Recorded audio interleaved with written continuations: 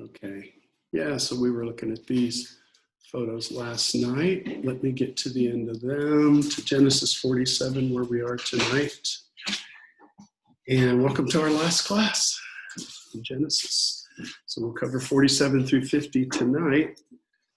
We left off with Joseph's family making it down to Egypt.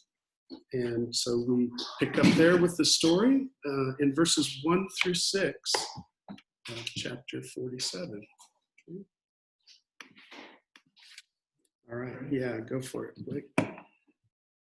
So Joseph went and told Pharaoh, "My father and my brothers, with their flocks and herds and all they possess, have come from the land of Canaan. They are now in the land of Goshen." And from among his brothers he took 5 men and presented them to Pharaoh. Pharaoh said to his brothers, "What is your occupation?" And they said to Pharaoh, "Your servants are shepherds as our fathers were." They said to Pharaoh, "We have come to sojourn in the land, for there was no pasture for your servants' flocks, for the famine is severe in the land of Canaan. And now please let your servants dwell in the land of Goshen." Then Pharaoh said to Joseph, "Your father and your brothers have come to you. The land of Egypt is before you. Settle your father and your brothers in the best of the land. Let them settle in the land of Goshen. And if you know any able men among them, put them in charge of my livestock." Then Joseph brought in Jacob his father and stood him before Pharaoh. Okay, yeah, we'll pick up there. That's fine. So remember that Joseph had given his brothers some instructions as to what they should say at the end of chapter 46 when they come before Pharaoh, and they followed that advice. And as we see, Pharaoh is not only very welcoming, he's very generous with them. He says that, the land of Egypt is before you, take the best of the land. And then he even offers Joseph's brothers that if there's a really competent herdsman among them, that they can oversee his livestock, which would be a very important position. If you're overseeing the livestock of Pharaoh, that's high society stuff. So Pharaoh is very generous with the brothers. And I don't have much more to say on these verses other than that. So I don't know if you guys have any thoughts or questions before we move on. Okay, let's do 7 through 12. Luke. And Joseph brought in his father Jacob and set him before Pharaoh, and Jacob blessed Pharaoh. Pharaoh said to Jacob, "How old are you?" And Jacob said to Pharaoh, "The years of my pilgrimage are 130 years. Few and evil have been the days of the years of my life, and they have not attained to the days of the years of the life of my fathers in the days of their pilgrimage." So Jacob blessed Pharaoh and went out from before Pharaoh. And Joseph situated his father and his brothers and gave them a possession in the land of Egypt, in the best of the land, in the land of Ramesses, as Pharaoh had commanded. Then Joseph provided his father, his brothers, and all his father's household with bread, according to the number of their families. Great. So Joseph brings his father in to meet Pharaoh. And Pharaoh's really impressed with Jacob's age, right? I mean, let's face it, not many people live this long. And when he asks Jacob his age, he says what? How old is he at this point? 100. He's 130, and we're going to read later that he dies at 147. And so this is how we know that he spent the last 17 years with Joseph in Egypt. How does he sum up his life? That also is really interesting.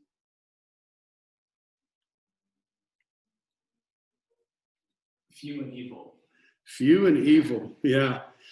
By comparison to who? I mean, in terms of few years, in comparison to his fathers is what he means, because obviously to live to 130, Pharaoh was very impressed with that.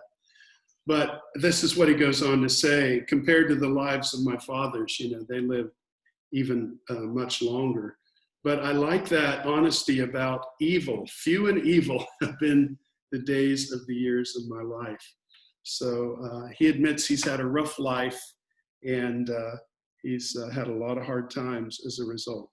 Now in verse 10, we're told that Jacob blesses Pharaoh. And what do we know about someone who blesses another in Scripture? the greater blesses the lesser. Like we had Melchizedek bless Abram, here we have Jacob blessing Pharaoh. First of all, because of his age, the Pharaoh would have shown him great honor and respect. Because he's the father of Joseph, that would also add to Jacob's prestige. So this would be the explanation as to why, probably historically, Pharaoh would allow Jacob to bless him. But within the context of Genesis, I think there's another reason. And this has to do with the fact that Jacob is part of the family of Abraham, and they have been called to bless all the nations of the earth. And we see Jacob literally doing that here with Pharaoh. They are the agent of blessing for everyone. And then it's reiterated in verse 11 that Joseph situated his father and his brothers and gave them a possession in the land of Egypt, in the best of the land. So they took Pharaoh up on his offer. And then we mentioned this last night, in the land of Ramses, as Pharaoh had commanded. So in Joseph's day, this land could not have been known as the land of Ramses, as we said, because it was named after Ramses II, very famous pharaoh in Egyptian history. So this is an updating, and we've seen that a few times in Genesis. For instance, when it tells us that Abram pursued and rescued Lot, and he went as far as Dan. We know the city wasn't called Dan in Abram's day. So places have been updated in the book of Genesis, and this is one of those where an update has happened. Anyone remember the name of the city as it would have been called in Joseph's day? Talked about it last night.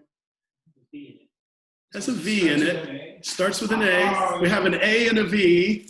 Avaris. Very good. Avaris. I really didn't expect you guys to get that one, so I'm duly impressed. Yeah, Jeopardy. You'd be good contestants on Jeopardy. Just thinking back over the book of Genesis and Pharaoh's generous offer here, and the way he cares for Joseph's family. And we think of like the story of Abraham and even Lot, where he showed hospitality to angels. I really like this quote, and I wanted to include it. It's not a theme we see over and over again in Genesis, but we see it from time to time, and that's this idea of hospitality. And this quote goes, "Hospitality is more than entertaining. It is about enlarging and extending ourselves, just as we enlarge and extend our tables to fit another. Hospitality without the inner stretching of the heart becomes that inferior produce called entertainment." Christians are called to hospitality, aren't they? Paul says in Romans that Christians are to be hospitable. And it's not simply about, hey, just getting together and having a fun time, but it's really about encouraging and showing love to other people. And this is one of the great ways that we as believers can be a witness to others. Anything else in these verses? We're moving along. Okay, so in 13 through 26, the scene shifts back to the Egyptians themselves, and we see the Egyptians coming to Joseph for help. There was no food, however, in the whole region because the famine was severe. Both Egypt and Canaan wasted away because of the famine. Joseph collected all the money that was to be found in Egypt and Canaan in payment for the grain they were buying, and he brought it to Pharaoh's palace. When the money of the people of Egypt and Canaan was gone, all Egypt came to Joseph and said, "Give us food. Why should we die before your eyes? All our money is gone." "Then bring your livestock," said Joseph. "I will sell you food in exchange for your livestock, since your money is gone." So they brought their livestock to Joseph, and he gave them food in exchange for their horses, their sheep and goats, their cattle and donkeys, and he brought them through that year with food in exchange for all their livestock. When that year was over, they came to him the following year and said, "We cannot hide from our Lord the fact that since our money is gone and our livestock belongs to you, there is nothing left for our Lord except our bodies and our land. Why should we perish before your eyes, we and our land as well? Buy us and our land in exchange for food, and we with our land will be in bondage to Pharaoh. Give us seed so that we may live and not die, and that the land may not become desolate. So Joseph bought all the land in Egypt for Pharaoh. The Egyptians, one and all, sowed their fields because the famine was too severe for them. The land became Pharaoh's. And Joseph reduced the people to servitude from one end of Egypt to the other. However, he did not buy the land of the priests because they received a regular allotment from Pharaoh and had food enough from the allotment Pharaoh gave them. That is why they did not sell their land. Joseph said to the people, now that I have bought you and your land today for Pharaoh, here is seed for you so you can plant the ground. But when the crop comes, give a fifth of it to Pharaoh. The other 4/5 you may keep as seed for the fields and as food for yourselves and your households and your children. You have saved our lives, they said. May we find favor in the eyes of our Lord. We will be in bondage to Pharaoh. So Joseph established it as a law concerning land in Egypt, still in force today, that a fifth of the produce belongs to Pharaoh. It was only the land of the priests that did not become Pharaoh's. Okay, thanks, Karna. So we have a big, long description here that covers a few years. And this involves the Egyptians coming year after year to Joseph because they've run out of food. And they're slowly giving him everything that they've got, right? So I'll just list these things here. So in exchange for grain, food, and seed, the Egyptians give Pharaoh the first year their money, the second year their livestock, and then the next year their land, and then finally their liberty. So by the time the famine is coming to an end, the Egyptians have nothing else that they can give to Pharaoh. Now, why do you suppose Joseph seems to be such a tough negotiator here? This, in our day and time, this would seem pretty rough, wouldn't it? Any thoughts?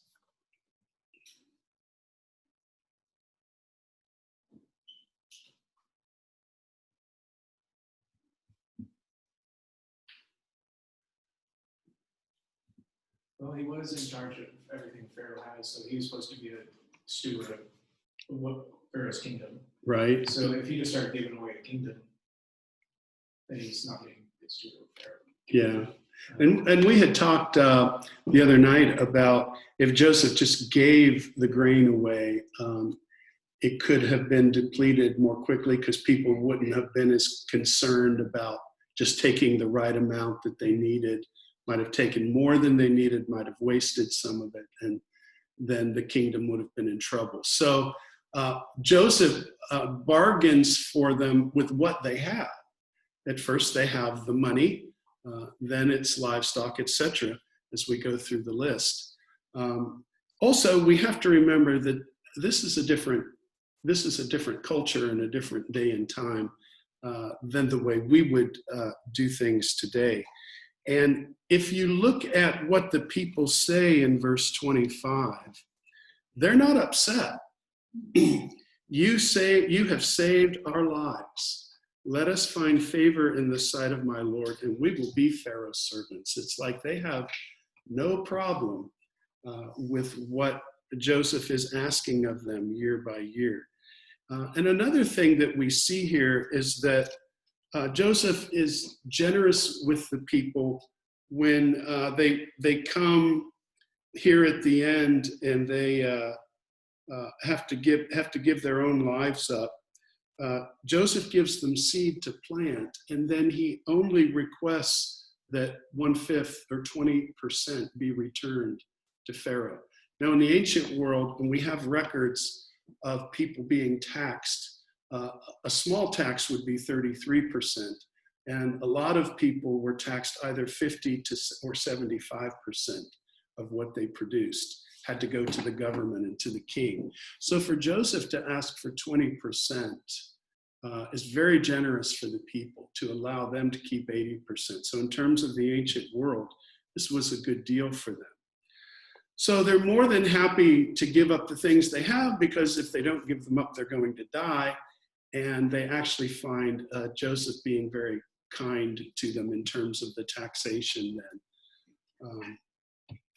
So it's interesting that in this film that I mentioned last night, Patterns of Evidence, the Exodus, one of the things that the film points out is that there was a time in which all of the power wasn't concentrated in Pharaoh. There were other leaders throughout the kingdom, and there was kind of a shared power structure. But there came a point in Egyptian history when all of the power became consolidated in Pharaoh. And historians don't know why that is. But the film says, we got a good reason why. And it's the biblical story right here. When this famine hits, everything goes to Pharaoh, except the land of the priests, right? All of the other land and all of the other possessions become part of Pharaoh's kingdom and his heritage. And so the Bible actually has an explanation for this phenomenon that developed in Egyptian history. Anything else in these verses?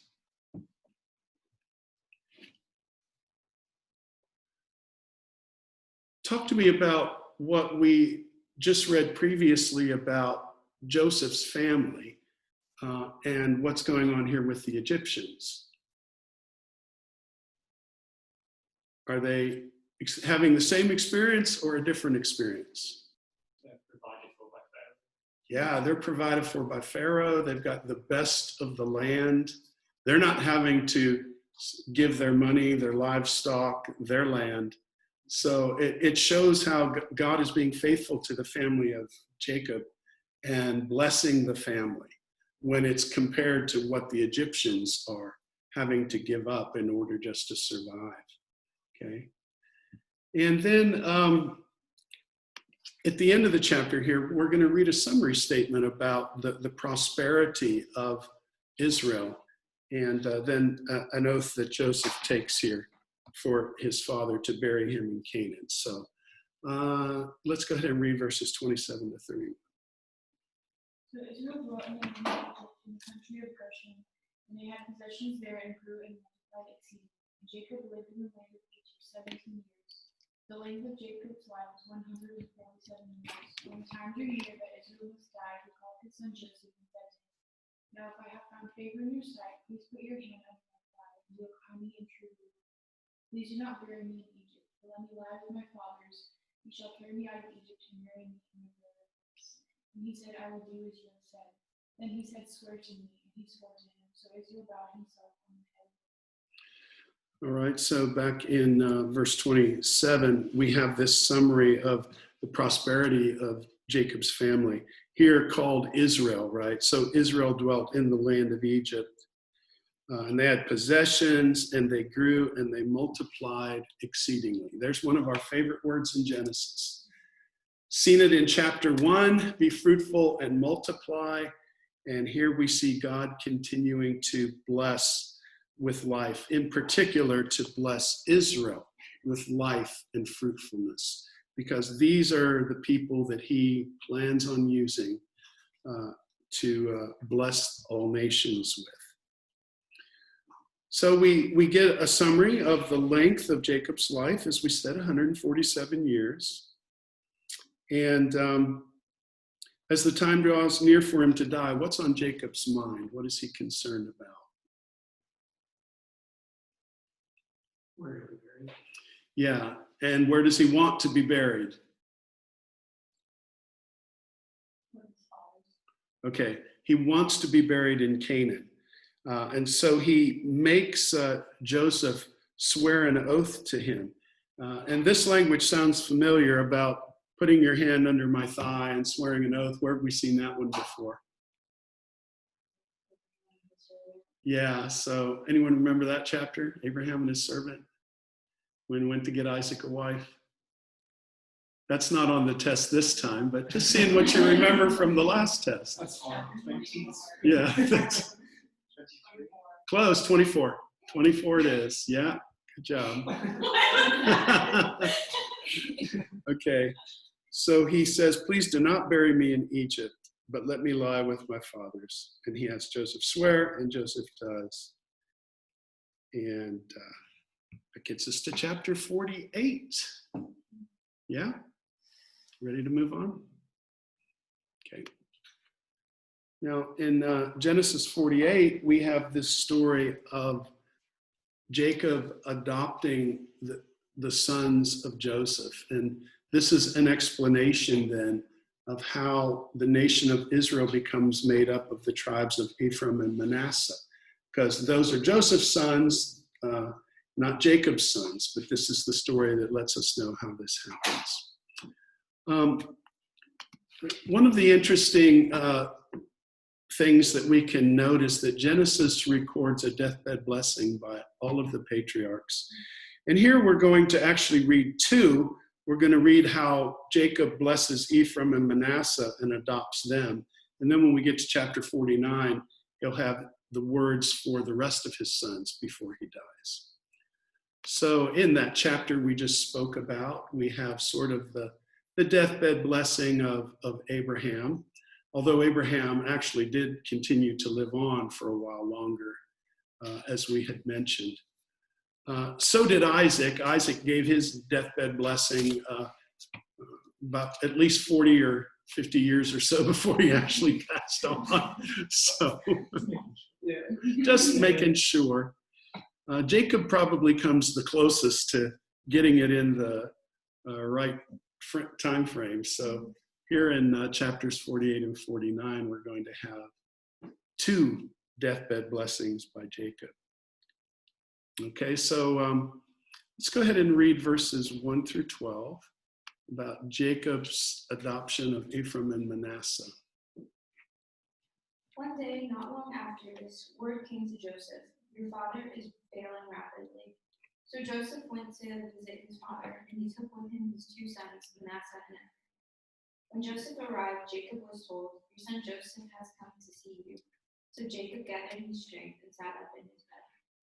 Jacob said to Joseph, "God Almighty appeared to me at Luz in the land of Canaan and blessed me. He said to me, 'I will make you fruitful, and I will multiply your descendants. I will make you a multitude of nations, and I will give this land of Canaan to your descendants after you as an everlasting possession.' Now I am claiming as my own sons these two boys of yours, Ephraim and Manasseh, who were born here in the land of Egypt before I arrived. They will be my sons, just as Reuben and Simeon are.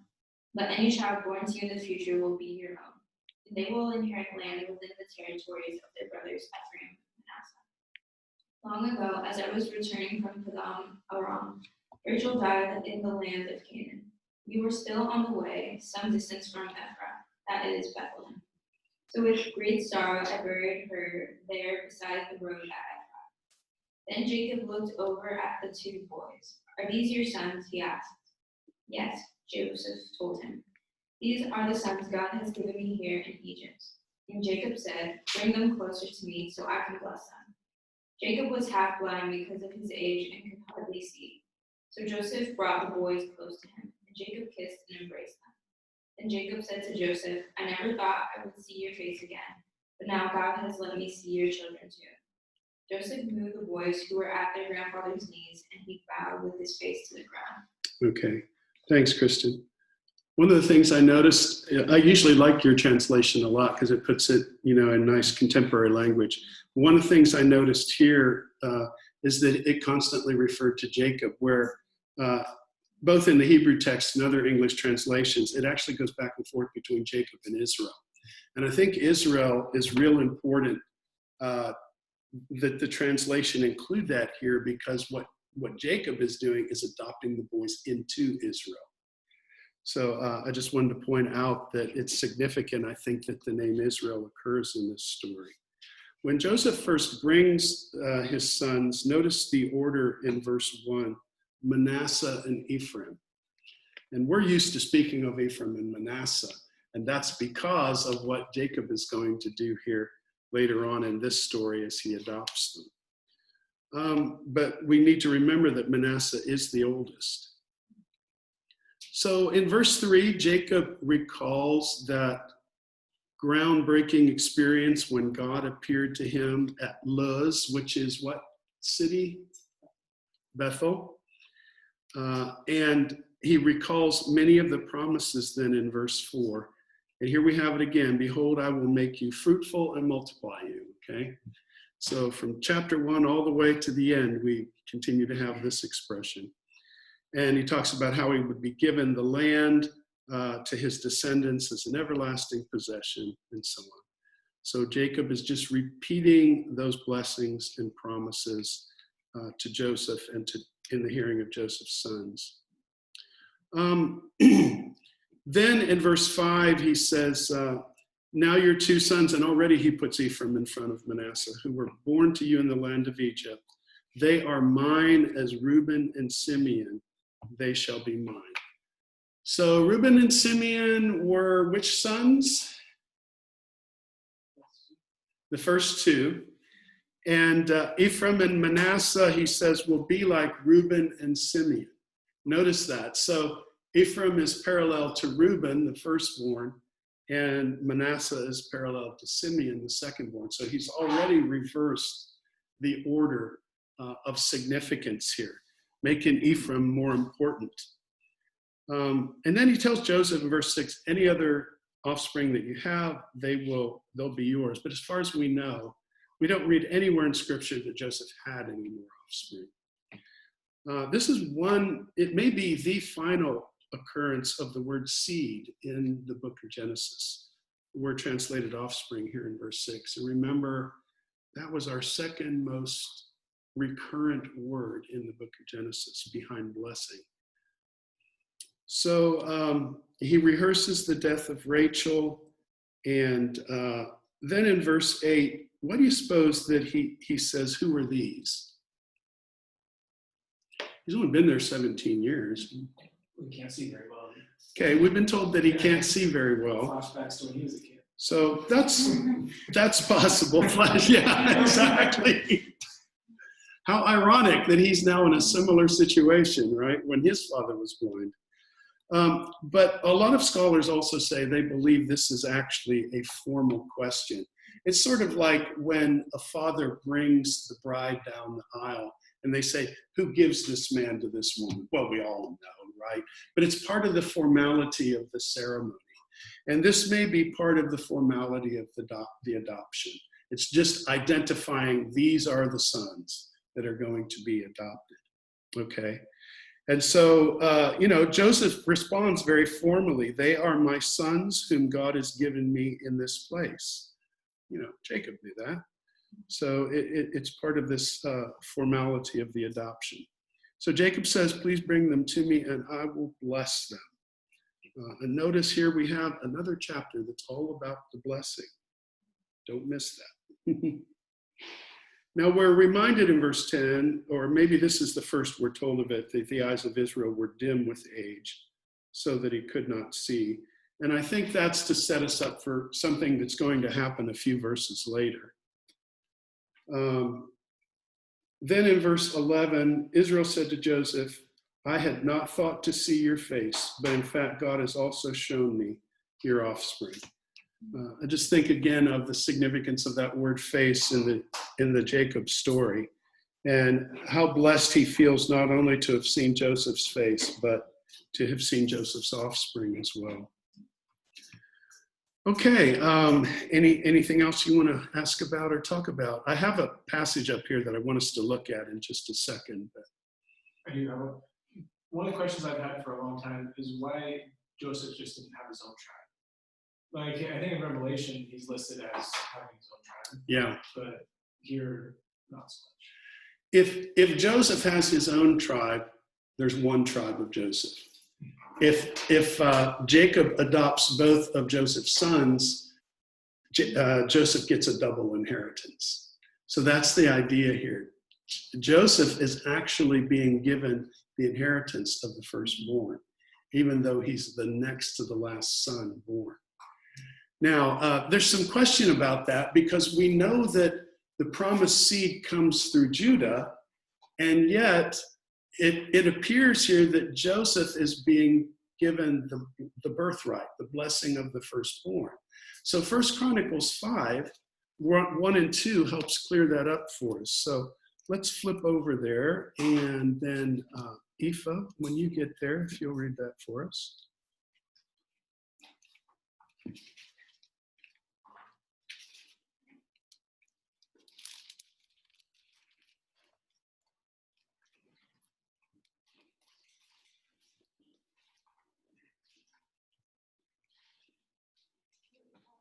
Chapter 5, verses 1 and 2.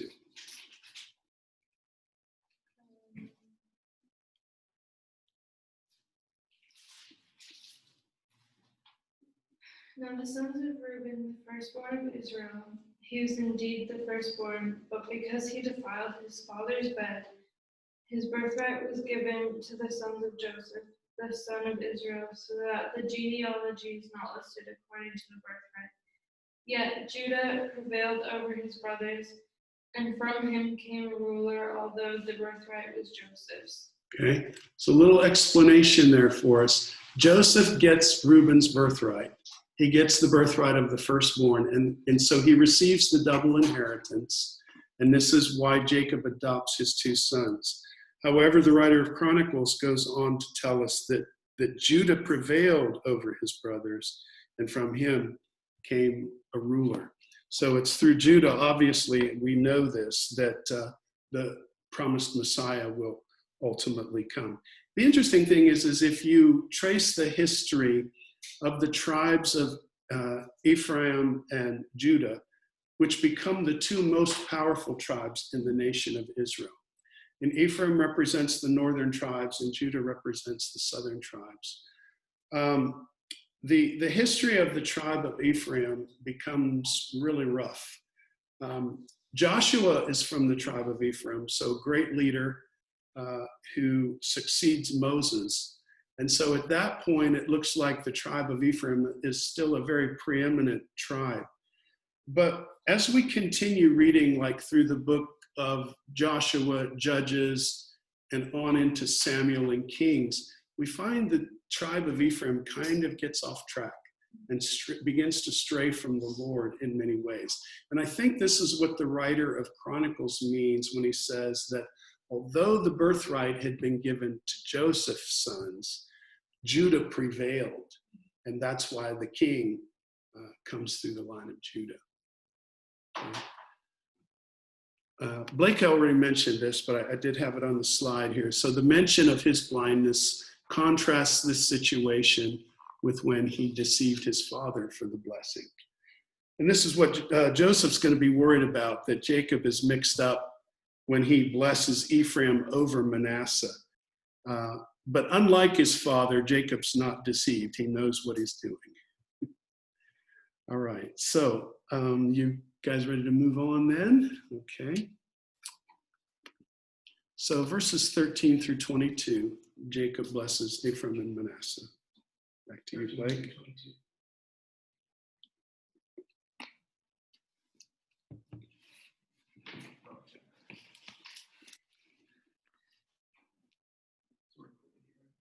Yeah, 48:13. Okay, and Joseph took them both, Ephraim in his right hand towards Israel's left hand, and Manasseh in his left hand towards Israel's right hand. He brought them near him. And Israel stretched out his right hand and laid it on the head of Ephraim, who was the younger, and his left hand on the head of Manasseh, crossing his hands, for Manasseh was the firstborn.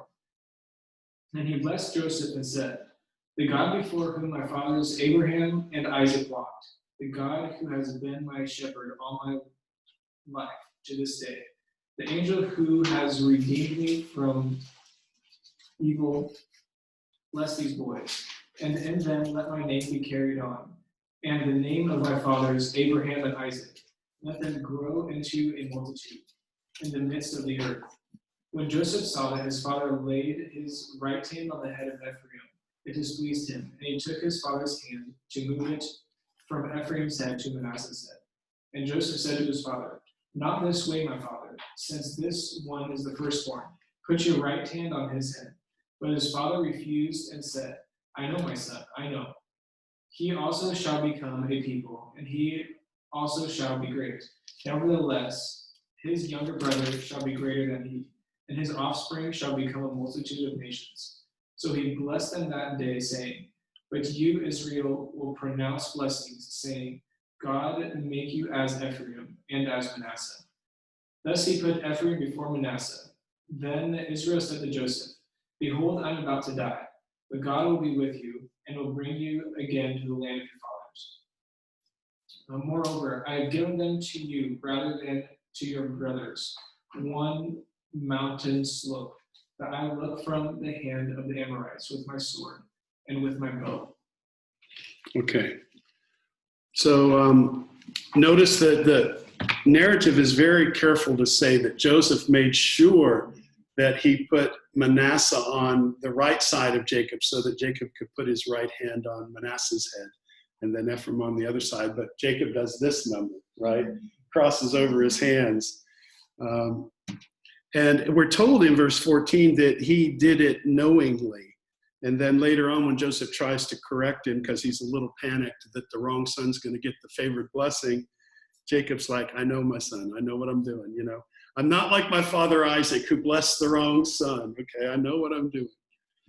Actually, Isaac blessed the right son, didn't he? But he didn't know he was doing it. So in 15 and 16, we have the blessing.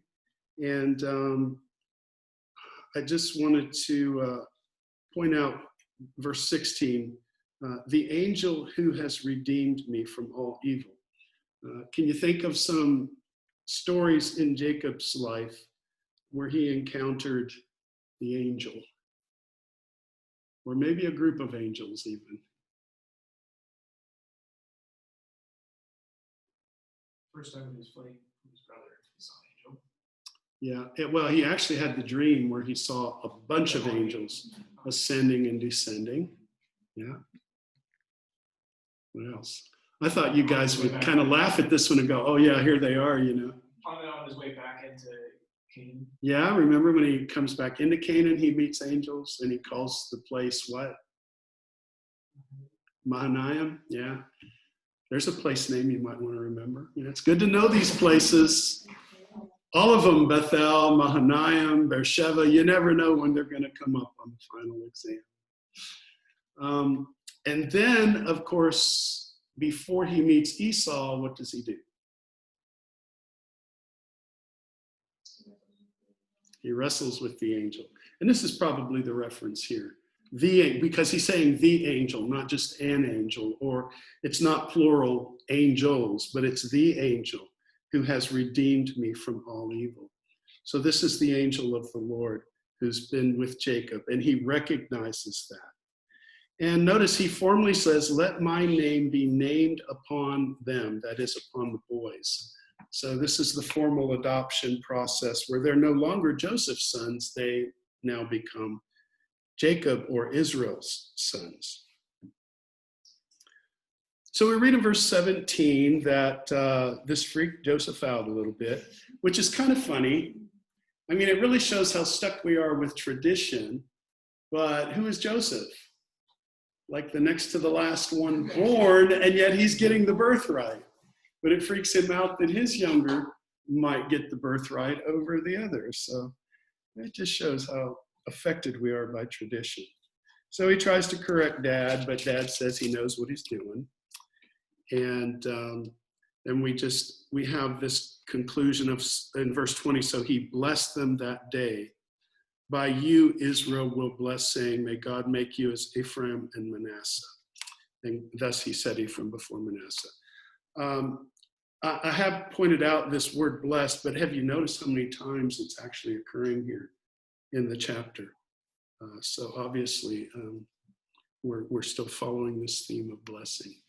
Now, Jacob then blesses the younger over the elder, which has been a consistent pattern in Genesis. So I've got a list here of where the younger superseded the elder in Genesis. But before I put up the list, I want to see how many of these people you can name.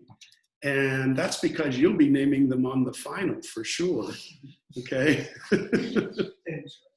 Yeah. Give me some names through Genesis where the younger was chosen over the elder. Cain and Abel. We'll start right at the beginning. Right. Okay. You could even say Seth since Abel dies, but either way. Yeah. Who else? Jacob and Esau. That's the Jacob and obvious Esau. one. Okay, yeah, very obvious one. Well, Isaac and Ishmael. Yeah, okay. If we're doing them in order, then we've got Isaac and Ishmael next, or Ishmael and Isaac. Doing it in the order of the older to the younger, so it's Ishmael, Isaac. And we have Jacob, Esau. Okay, some others? Leah and Rachel. Oh, good one. Leah and Rachel. Okay, I'll pop them up in a moment. Who else?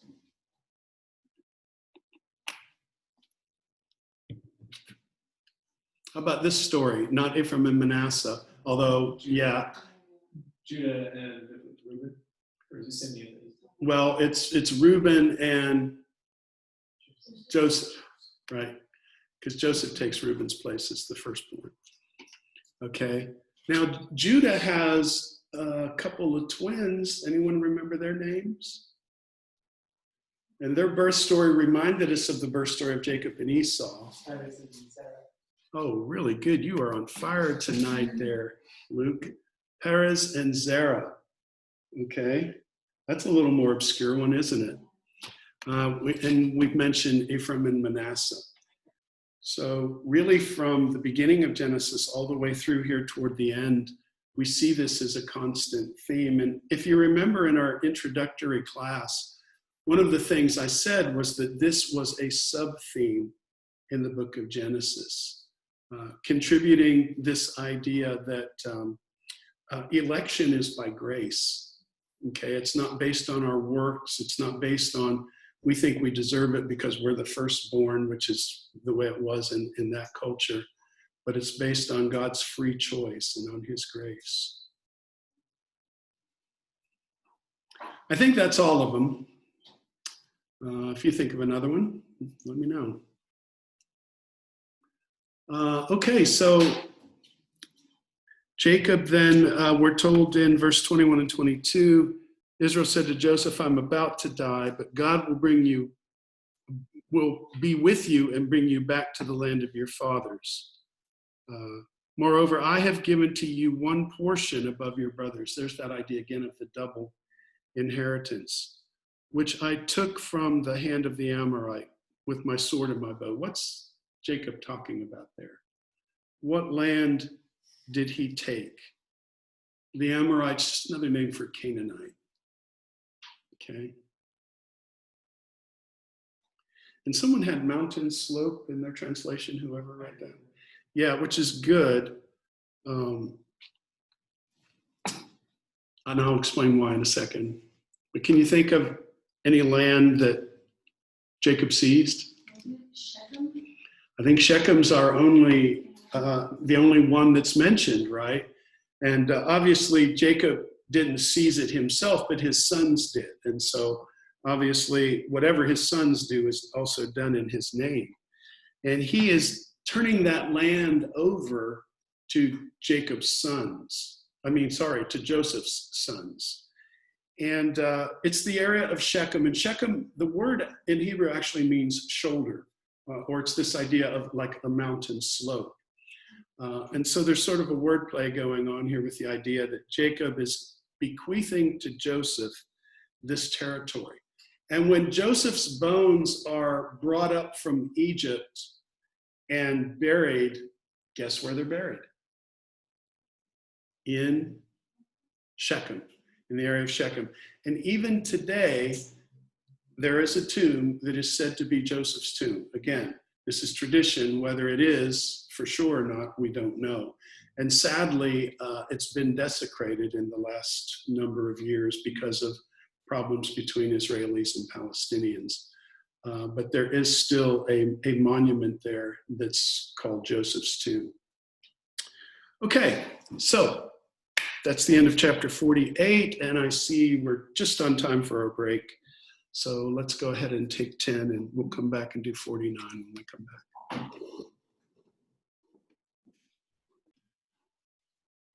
So chapter, whoops, I don't know why that went backwards.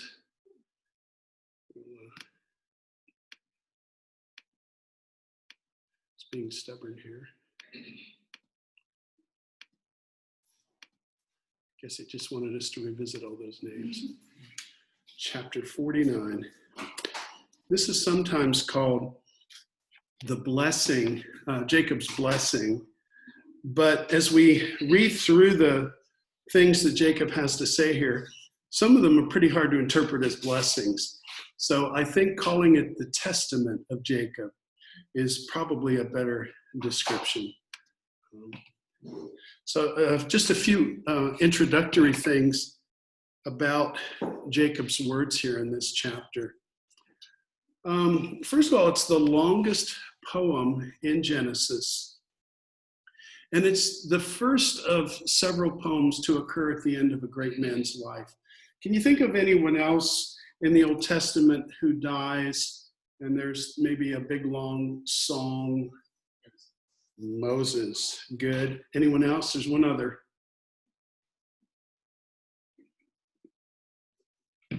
Right you are, David.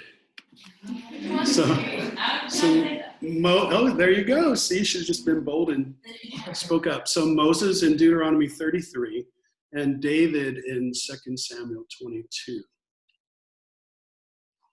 Now, what's particularly significant in my mind, both about Jacob's and Moses, is that these poems occur at the end of the first and last books of the Torah. So we have Jacob's here at the end of Genesis and then Moses at the end of the book of Deuteronomy, sort of tying a nice little bow around the books of the Torah. And in both cases, both of these poems have to do with what is going to happen to the 12 tribes, okay? So Moses does the same thing. He goes tribe by tribe, talking about their destiny. And that's what Jacob does here.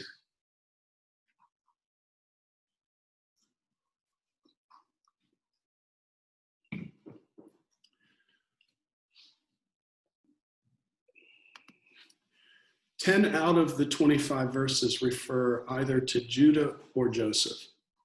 40% of the words that Jacob speaks refer to these two brothers. So that lets you know where the emphasis is and who the most important brothers are. And of course, we've been talking about this, that Joseph got the rights of the firstborn, but Judah prevailed. And as we go through the history of Israel, we know that the tribes of Joseph and Judah are the most important tribes in Israel.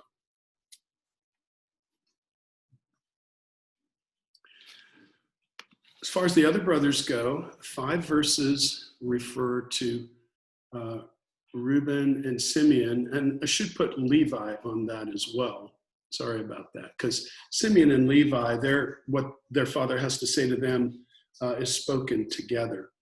So it should be Reuben and then Simeon and Levi get 5 verses.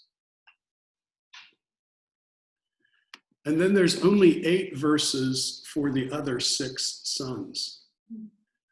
So very little is said about them. They get a sentence or two, and that's about it.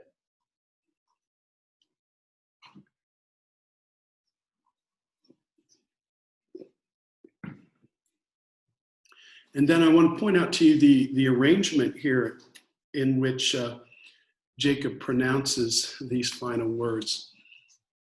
It begins with Leah's 6 children. And then the concubine's children occur in a chiastic pattern. So we have Bilhah, Zilpah, Zilpah, Bilhah. For some reason, Bilhah's children are split here with Zilpah's in the middle. And then it ends with Rachel's 2 children. So it starts with Leah's 6, then the concubines, which are in a chiastic order, and then Rachel's, which is obviously Joseph and Benjamin.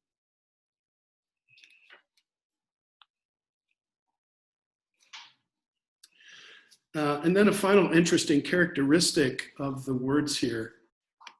Animal imagery is very prevalent. A lot of the sons are compared to a certain kind of animal.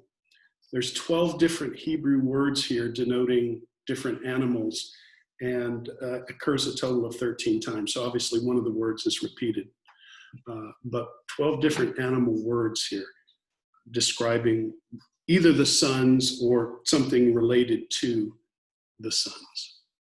Okay, so that's just to kind of give us the big picture and to note some of the significant features of this poem before we dive in and look at it verse by verse. Okay, any thoughts or questions on this? Okay, so we'll go ahead and start. Are you ready, Aoife? Should I leave that up? No, should I leave this up? Yes, please. Yeah, okay, I'll leave it up and we'll just begin reading. Who's ever take the first couple verses, which is just the introduction here to what Jacob is going to say. Remember whose turn? What you wrote, just the first verse. Just 1 and 2.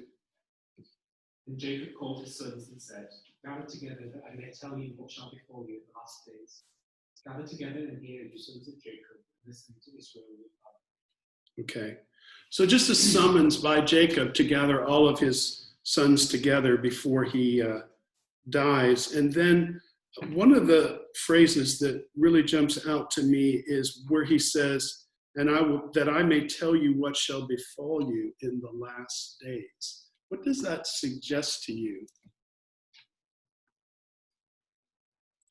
So in other words, what he's going to say to his sons, it's going to relate to their lives, but it's also going to relate to the future of their offspring, their tribe. Okay, so the last days is like down the road, isn't it? So what does this suggest? Jacob's testament is a what? Prophecy. It's a prophecy, yeah. And we've seen how Abram was pictured as a prophet earlier in Genesis. And Jacob, without using the word prophet, is clearly being referred to in the same way. And there's a passage in the Old Testament that actually refers to all 3 patriarchs as being prophets, okay? All right, so now it's okay to move on? Yeah, good. All right, so we're going to be looking at verses 1 to 15, but we're going to break it down. So we've looked at verses 1 and 2. Now in 3 and 4, we have the words that Jacob has to say about Reuben. Reuben, you are my firstborn, my might, the first sign of my strength, excelling in honor, excelling in power. Turbulent as the waters, you will no longer excel. You went up onto your father's bed, onto my couch, and defiled it. Okay. I like the way Jacob sort of fakes out Reuben here. I mean, he builds him up at first, you know. You're my firstborn, my might in the beginning of my strength, the excellency of dignity and excellency of power. And Reuben's going, oh boy, I'm getting a big blessing here from Dad. And then all of a sudden, bam, verse 4. I liked your translation, Corinna. What did it say? Turbulent as? The waters. Turbulent as the water. Yeah, a lot of translations say something like unstable as water, but it's actually more powerful than that. It's the idea of something that's destructive. And remember, Jacob had not said a word when Reuben laid with his concubine, but he saves it here for the end. And he lets him know that that action is going to not only cost him personally, but it's actually going to, no pun intended, ripple down to future generations, because the tribe of Reuben, there's nobody outstanding that comes from the tribe of Reuben in all of Israel's history. There's not a king, a prophet, a judge, a leader of any kind. The only person from the tribe of Reuben who stands out is a guy by the name of Dathan. Anyone know who he is?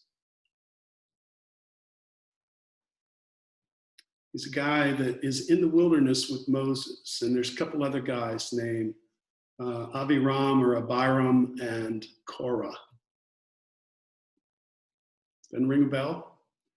They challenge the authority of Moses, and God causes an earthquake, and then their families are swallowed up. That guy's from the tribe of Reuben.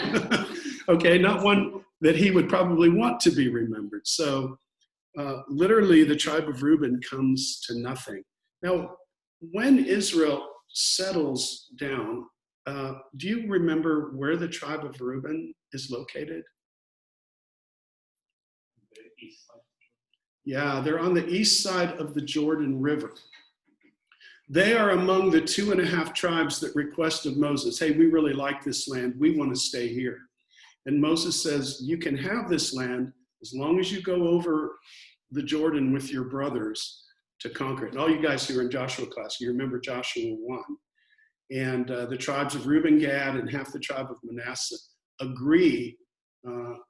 Joshua reminds them of their promise, and they agree, and they go over and they help the conquest of the land. But because they're on the far side of the Jordan, they're the most vulnerable. They're exposed to other enemies. The Ammonites, the Moabites, the Edomites, the Syrians, they're all on that side. And so if anybody's going to get attacked first, guess what? It's going to be those 2.5 tribes. Okay, so in 5 through 7, we have Jacob's last words to Simeon and Levi. Simeon and Levi are brothers, and the of cruelty are in their dwelling place. Let not my soul enter their council, let not my honor be united to their assembly, for in their anger will be a man, and in their cell will they hamstring an ox. Cursed be their anger, for it is fierce, and their wrath for it is cruel. I will divide them in Jacob and scatter them. Okay, you know what the word slew means, don't you? To kill, to slay someone. So obviously what's Jacob referring to here? I think we actually just talked about a few minutes ago. It's talking about Shechem. And remember that Simeon and Levi were the leaders of that whole deceptive action to slaughter the men of Shechem. So he doesn't have a kind word to say for these guys, does he? He says, instruments of cruelty are in their dwelling place. Let not my soul enter their council. Let not my honor be united to their assembly. Yikes. And then verse 7, this is the only place in the final words where he uses the word cursed. Cursed be their anger. Okay, so he's not cursing them personally, but he's cursing the anger that was expressed in this terrible deed that they did. And then the consequences, I will divide them in Jacob and scatter them in Israel. What does that mean? And how does it relate to the future? Levi's lands that they were in the inheritance. It's like scattered among Right. all the different tribes. So Levi is not given a tribe, but of territory, but they are scattered in 48 cities throughout the land of Israel. Now, Levi actually redeems itself during the time of Moses by standing up on Moses' side and the Lord's side against the idolatry and the evil of the people. And they're rewarded with being the priestly tribe. So it's not impossible, based on Jacob's words, that no one could be blessed. But nonetheless, even though Levi changes his ways and there's blessing, they still experience the consequence of being scattered. But now the scattered actually becomes a good thing, because you want priests who represent the Lord to be in every tribe of Israel. So the scattering of Levi ends up being a good thing. But what about Simeon?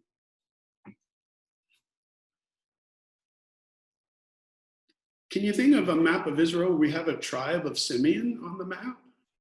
Isn't it meant to be below Judah? It's actually meant to be within Judah. Yeah, it's sort of, though, like you're saying, Luke, it's more southern portion of Judah. So Simeon is given land within the tribe of Judah. And what eventually happens, since they're surrounded by Judeans, is that they get absorbed into the tribe of Judah. So they basically lose their identity. So very interestingly, these words of Jacob come to pass. One really ends up being a blessing with the priests scattered throughout Israel, but the other really ends up poorly for the tribe of Simeon.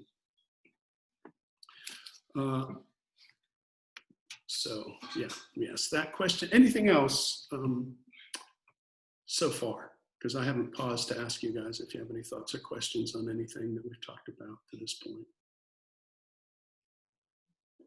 Okay, next we finally get some good news after all this bad news. We come to Judah. So let's go ahead and read verses 8 through 12. Judah, your brothers will praise you. You will grasp your enemies by the neck. All your relatives will bow before you. Judah, my son, is a young lion that has finished eating its prey. Like a lion who crouches and lies down, like a lioness who dares to rouse him. The scepter will not depart from Judah, nor the ruler's staff from his descendants, until the coming of the one to whom it belongs, the one whom all nations will honor. He ties his foal to a grapevine, the colt of his donkey to a choice vine. He washes his clothes in wine, his robes in the blood of grapes. His eyes are darker than wine, and his teeth are whiter than milk. Okay. Jacob begins his words to Judah with some clever wordplay here, and we're going to see he does that with a couple other sons as well. So Judah in Hebrew is Yehuda, and then he says Yoduka, which is praise, and then he talks about your hands, which is Yadeka. So Yehuda, Yoduka, Yadeka in Hebrew, in quick succession there. He says that your hand shall be on the neck of your enemies. So we get this idea of Judah being a powerful tribe that will prevail over their enemies. He's called a lion's whelp in verse 9. So we're talking about all the animal imagery in this poem. And of course, the connection of the lion with Judah becomes rather proverbial, doesn't it? Jesus is the lion from the tribe of Judah. So here, obviously, the lion is a picture of power. And verse 10 is where we get the royal imagery. The scepter shall not depart from Judah. Okay? Nor a lawgiver from between his feet. And then we have this expression that is really challenging to translate. And different versions translate it different ways. I'm going to put up 4 main ways that this phrase is translated. It is translated until Shiloh comes.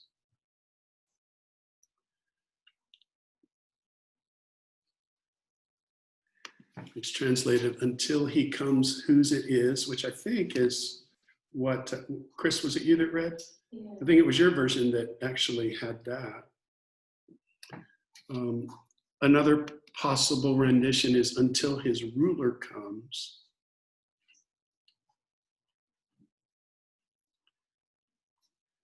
And finally, this expression, until tribute is brought to him. The problem is the word Shiloh itself. First of all, it's not spelt like the city Shiloh. It's spelt differently. And so people question exactly what it means. Until Shiloh comes, the idea behind the translation there is it's a literal translation. And the idea is thought that maybe this name Shiloh is in some way supposed to represent the coming king, the Messiah. Just like Jesus is called by other names, Emmanuel, right, in the book of Isaiah, Son of Man, things like that. So some think that this is like a messianic name or title. So that's a possibility.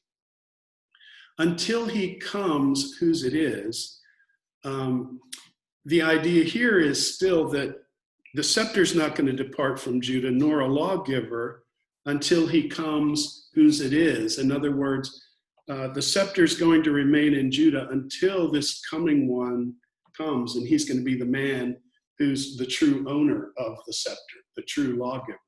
Okay, so that too fits this messianic idea, doesn't it? The same with 3, until his ruler comes. So the idea of kingship, royalty, or until tribute is brought to him. Again, tribute's brought to a king. So which one of these is the best? Well, it's debated, but what they all tend to reveal is that it's a messianic word that's being spoken. And I want to look at a passage in Ezekiel, because this is the only other place this expression occurs. And I want us to notice how it's translated in Ezekiel 21:27. So Aoife, you seem to be getting the odd passages tonight.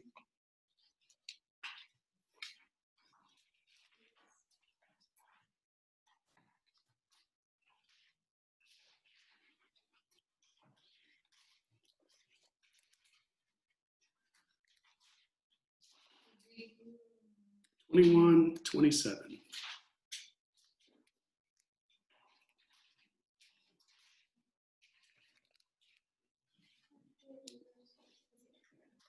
Okay, no problem. Overthrown, overthrown. I will make it overthrown. It shall be no longer until he comes whose right it is, and I will give it to him. Okay, until he comes whose right it is the similar expression here in Ezekiel. So we can get an idea from that. And again, that sounds very messianic, doesn't it? Now, what's interesting is not only did the early church see this as a messianic passage, but actually Jews in the time of Jesus and before the time of Jesus saw it as a messianic passage. So I want to give you a few examples here.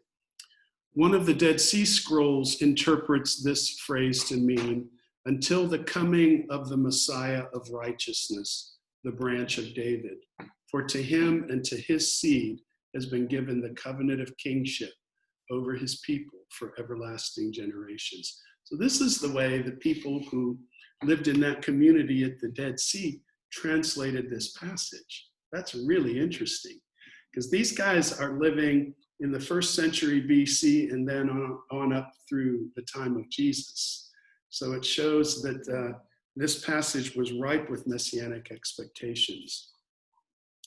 Now, this thing called the Targum Onkelos, a Targum is an Aramaic paraphrase of the Hebrew. It's sort of like our English paraphrases, like the NLT, okay?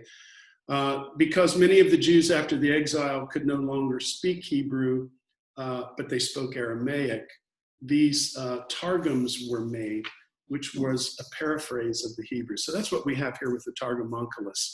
And this is the way it reads it about the passage in Genesis. Until the time King Messiah comes, to whom belongs the kingdom. And there are actually more references to this passage than what I've got here. I've just given you two to show you that even the Jews in the time of Jesus and before the time of Jesus saw what Jacob was saying here as a messianic promise. So that means from the very beginning of Genesis, after the sin of Adam and Eve, where we have the promise of the seed of the woman, all the way here now to the end in Genesis 49, we have this assurance of this coming one who's going to be a king, all right?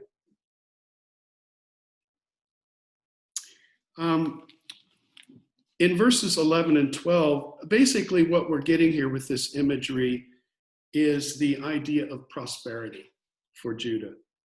Binding his donkey to a vine, his donkey's colt to a choice vine, you normally wouldn't tie your donkey off on a vine because he's going to eat the vine, okay?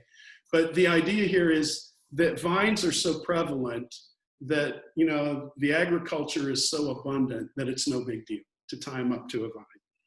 Wash his garments in wine. There's so much wine available that you can even do ordinary everyday activities like wash your clothes in. So it's this idea of abundance and prosperity, okay? So after the bad words spoken to the first three sons, this is pretty encouraging and refreshing to get these words spoken to Judah. Okay, anything else on the words here to Judah?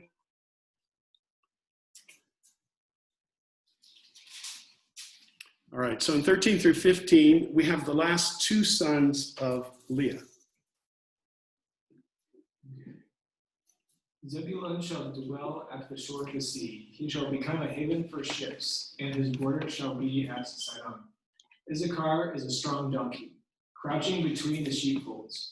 He saw that a resting place was good, and the land was pleasant. So he bowed his shoulder to bear, and become a servant at forced labor.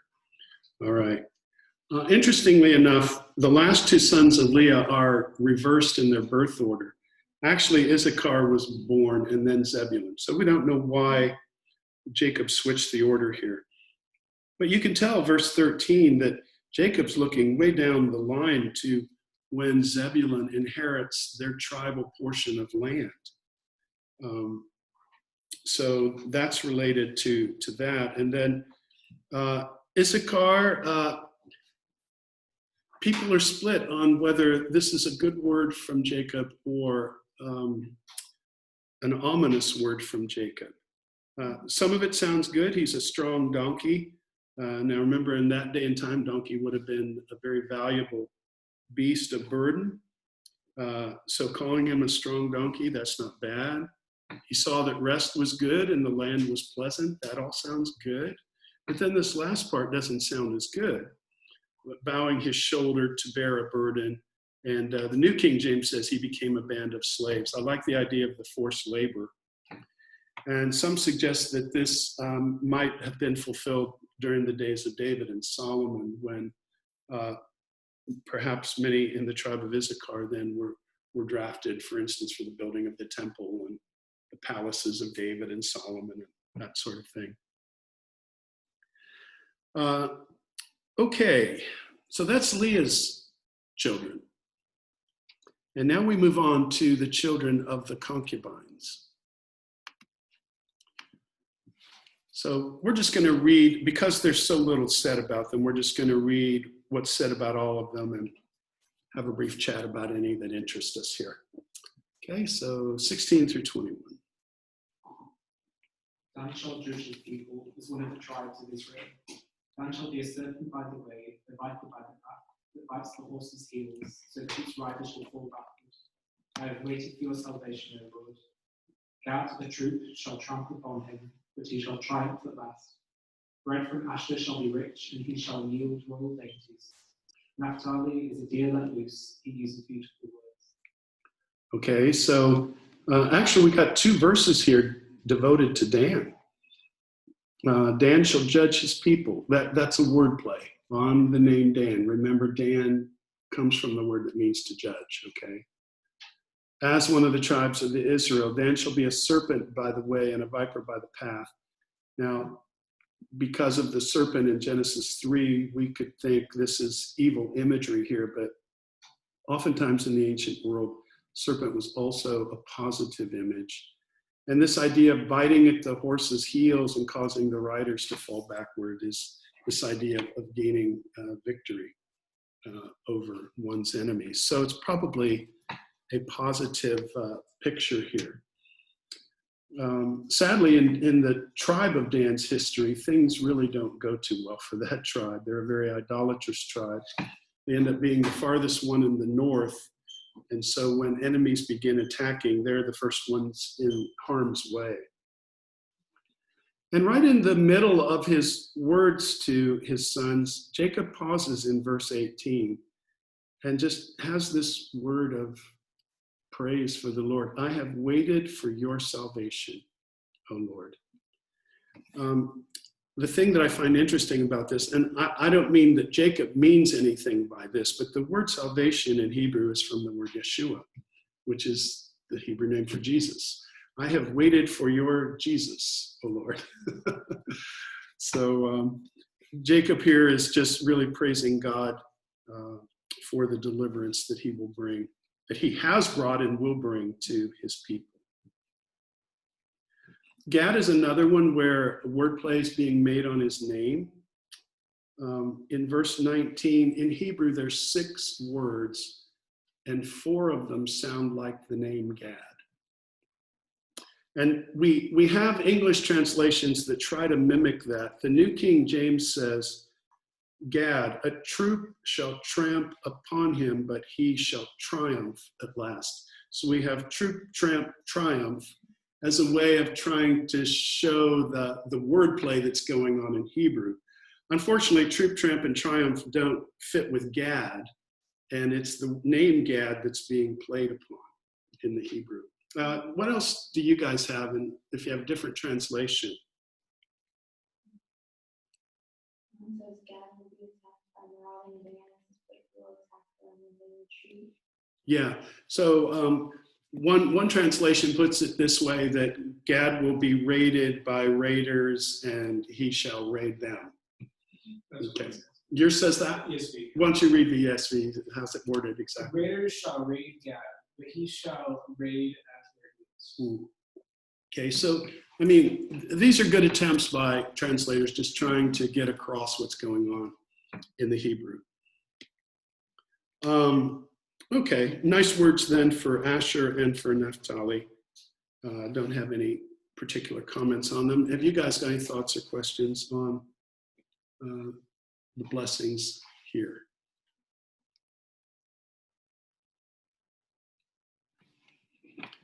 Okay, so lastly, we move on to the sons of Rachel, Joseph and Benjamin. And most of this is about Joseph. 22 through 26 are words for Joseph, and then verse 27 is about Benjamin.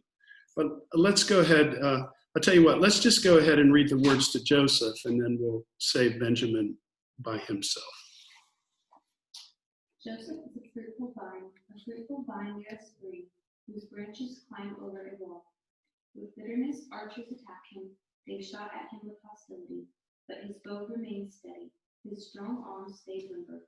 Because of the hand of the mighty one of Jacob, because of the shepherd, the rock of Israel, because of your father's God who helped you, because of the Almighty who blessed you. With blessings of the skies above, blessings of the deep springs below, blessings of the breast and womb, your father's blessings are greater than the blessings of the ancient mountains, than the bounty of the age-old hills. Let all these rest on the head of Joseph, on the brow of the prince among his brothers. Okay, great. Joseph's blessing is the longest of all the brothers, so it's even longer than Judah's blessing. And it really consists of three different parts. He's compared either to a fruitful vine or a wild donkey. We're not 100% sure how to translate some of the words here. This is actually a very ancient poem. It's got some obscure words, and so scholars are like, well, does it mean this or does it mean that? Because of the animal imagery throughout the poem, some lean toward the idea that it should be wild donkey. But then others will argue that the language seems to fit this idea of the fruitful vine better. So, take your pick. But the idea is obviously that Joseph is being blessed, okay? Verses 23 through 25 celebrate Joseph's success in the face of the difficulties that he faced. So this is sort of looking back on his life and looking at all that he went through, persecution with his brothers, maybe even the unjust treatment by Potiphar's wife. And yet he prevailed over all of that. And the reason he prevailed, Jacob says, is because the hands of the mighty God of Jacob. From there is the shepherd, the stone of Israel. I believe this is the only place in Genesis where God is referred to as a shepherd. And we also have this reference to God being literally the stone of Israel. I know some translations say rock, but it's stone. And the reason I think that's significant is because of all the stones that we've seen in the life of Jacob. And so those stones sort of represent for Jacob the God of Israel, who's been his stone, his rock, the one that he could count on. And then 25 and 26, did you notice how many times the word blessings appears? So we get this idea of the abundance of blessing that is given to Joseph. And the last line of verse 25, blessings of the breasts and of the womb, the word breasts there, guess what? It's Shaddai, okay? And then 26, the blessings of your father have excelled the blessings of my ancestors, and just finishes with great words of praise and blessing for Joseph. So verse 26, abundant blessing on Joseph.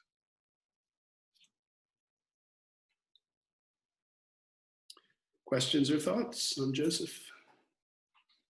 Is there any reason my translation in verse 24, the last line is in brackets? Yeah, mine does too. I think the idea is that this is sort of a parenthetical thought in the Hebrew. Yeah.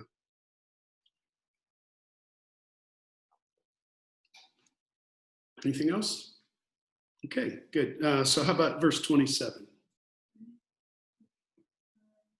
Benjamin is a ravenous wolf. In the morning he shall devour the prey, and at night he shall divide the spoil. Okay.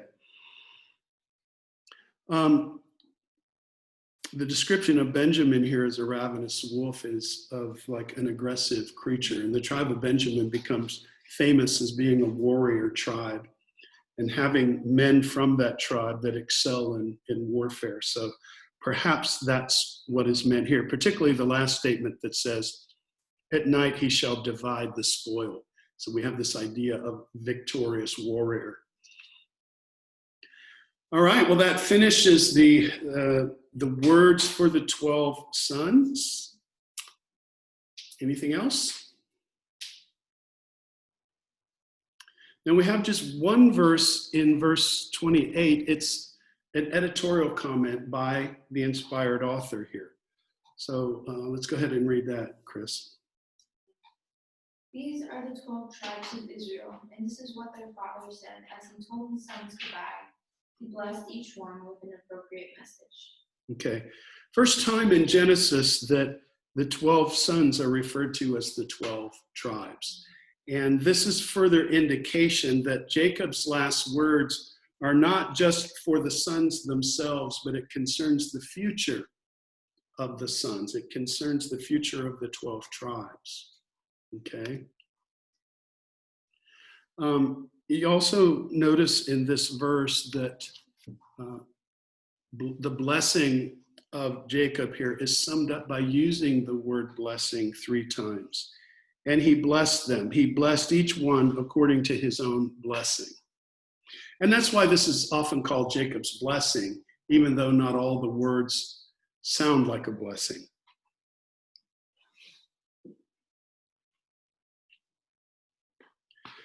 Okay, so we wrap up the remaining chapter then by killing off Jacob.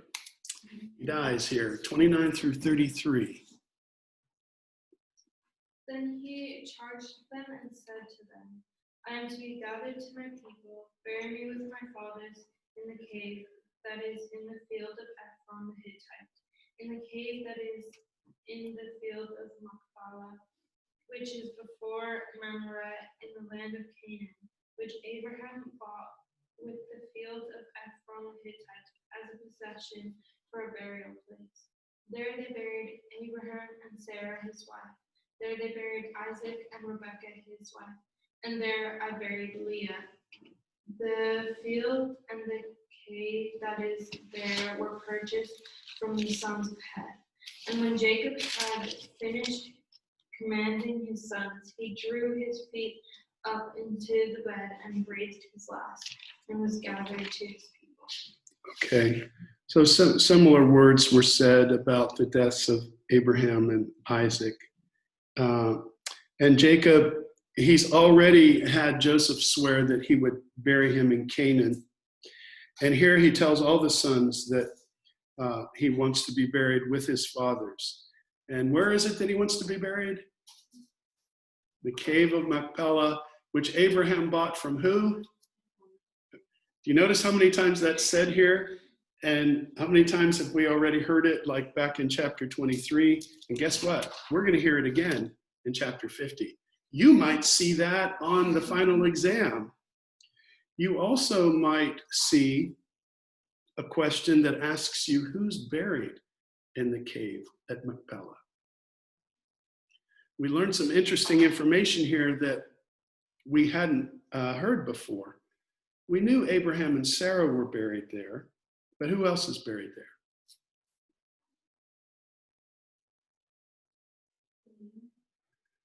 Leah, yeah, which suggests that she probably passed away actually before Jacob moved to Egypt.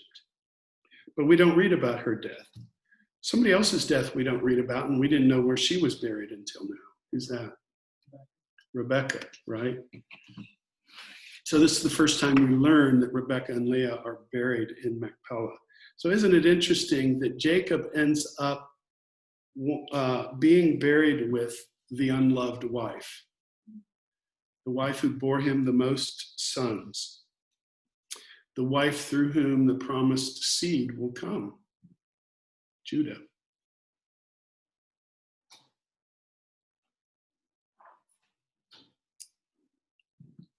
So do you remember when I showed you the picture of Hebron and the building that had been built by King Herod over the cave? And we talked a little bit about that. Yeah, so 6 of the patriarchs are buried in that cave. And just to double emphasize, good thing to know for the fun. Any questions on those verses?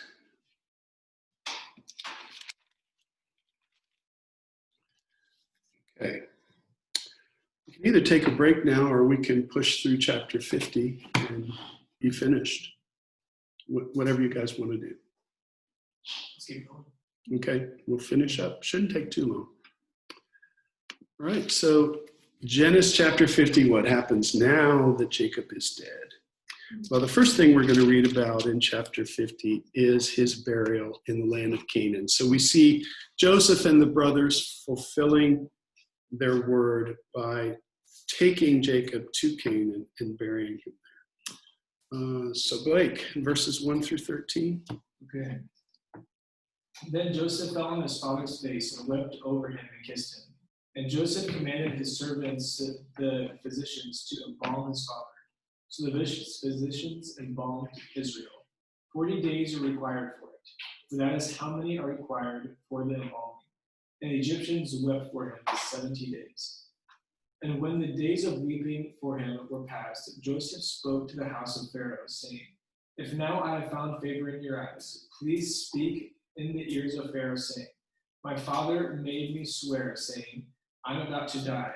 In my tomb that I have hewn out for myself in the land of Canaan, there shall you bury me. Now therefore let me please go up and bury my father, then I will return. And Pharaoh answered, Go up and bury your father, as he has made you swear. So Joseph went up to bury his father. When with him he went up all the servants of Pharaoh, the elders of his household, and the elders of the land of Egypt, as well as the household of Joseph, his brothers, and his father's household. Only their children, their flocks, and their herds were left in the land of Goshen. And there went up with him both chariots and horsemen. It was a very great company. When they came to the threshing floor at Atad, which is beyond the Jordan, they lamented there with a very great and grievous lamentation. And he made a mourning for his father 7 days. When the inhabitants of the land, the Canaanites, saw the mourning on the threshing floor of Atad, they said, This is a grievous mourning by the Egyptians. Therefore the place was named Abel Mizraim. This is beyond the Jordan. Thus his sons did for him as he commanded them. For his sons carried him to the land of Canaan, and buried him in the cave of the field of Machpelah, to the east of Mamre, which Abraham bought with the field from Ephron the Hittite, to possess as a burying place. Buried him where? In the field bought by who? From who? We hear it yet again. Obviously, very significant for Moses to keep recording that because, again, it was the first place in the land of Canaan that belonged to the patriarchs. And it's the place where the founding fathers of the nation are all buried and their wives. Verse 1 is touching to me. Joseph fell on his father's face and wept over him and kissed him. Any idea how many times we've seen Joseph weep?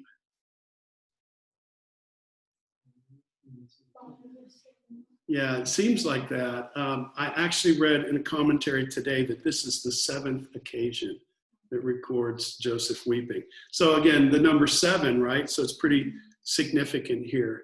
The final time we read about him weeping. Well, actually, I think that may be the 6th time because I think we're going to read about him weeping one more time. So yeah, take that back. Anyway, significant and touching scene. Now, we're told some interesting information here about the preparation for Jacob's burial. What does Joseph have done? The Egyptian procedures. They have him embalmed, right? Now, I've always found this fascinating because of the political situation in Hebron, they're not allowed to do any archaeological excavating there. But I've often thought, if they could, I wonder if they could find the mummy of Jacob.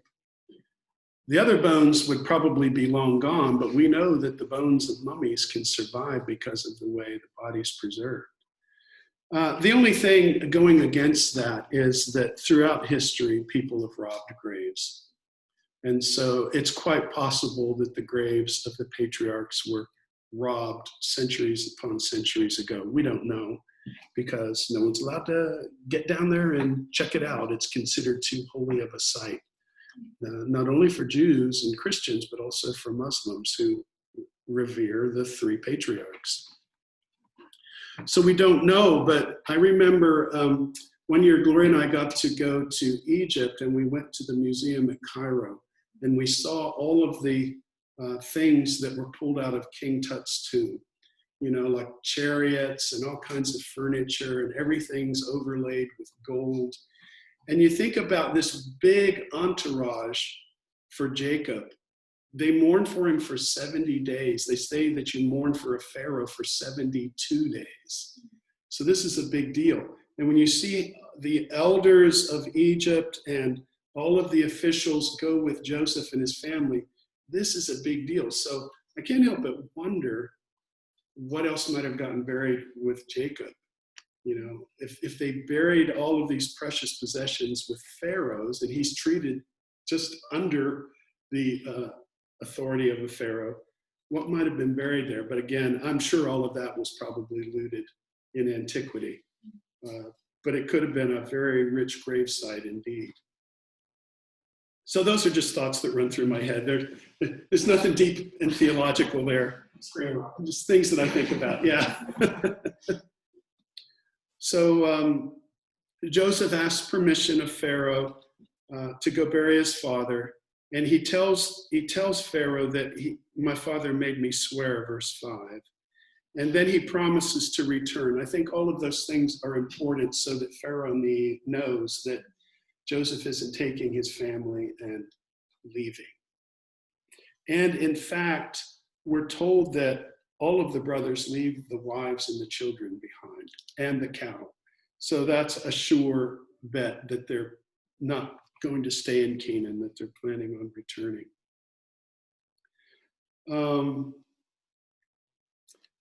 The Canaanites are really impressed with the big entourage and all of the ceremony of the mourning and so on. And so they call the place Avel Mitzrayim, which means the weeping of the Egyptians. Okay, and that's verse 11. And verse 12 concludes with, so his sons did for him just as he had commanded them. We see that statement from time to time in Scripture to remind us of someone's obedience. And Noah did all that the Lord commanded him, right? Back in Genesis 6 and 7. And Moses did all that the Lord commanded him. And so we have it here that the sons were faithful in carrying out their father's request. And then in 13, lo and behold, our old friend Ephron the Hittite appears once again with a purchase of the cave in the field of Machpelah. Are you happy? You're ready to move on. I see it in your eyes. So 14 through 21, now that Jacob is dead, the old fear rises up in the brothers again. Maybe this is Joseph's opportunity to get even with us now that Dad's gone. So, Luke, go ahead. And after he had buried his father, Joseph returned to Egypt. He and his brothers all who went up with him to bury his father. When Joseph's brothers saw that their father was dead, they said, perhaps Joseph will hate us and may actually repay us for all the evil which we did to him. So they sent messengers to Joseph, saying, before your father died, he commanded, saying, thus you shall say to Joseph, I beg you, please forgive the trespass of your brothers and their sin, for they did evil to you. Now please forgive the trespass of the servants of the God of your father. And Joseph wept when they spoke to him. And his brothers also went and fell down before his face, and they said, behold, we are your servants. Joseph said to them, do not be afraid, for am I in the place of God? But as for you, you meant evil against me, but God meant it for good, in order to bring it about as it is this day, to save many people alive. Now therefore, do not be afraid. I will provide for you and for the poor. And he comforted them and spoke kindly to them. Okay, thank you.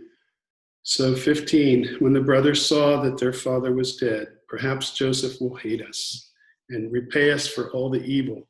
We're going to see these words good and evil in this section here, which reminds us of the beginning of the book of Genesis. If you remember, I think I pointed that out when we talked about the tree of the knowledge of good and evil. And so there's Genesis starts with this idea of good and evil, and it concludes with this idea. So what do you think about the brothers coming to Joseph and saying, we want to tell you what Dad had to say before he died?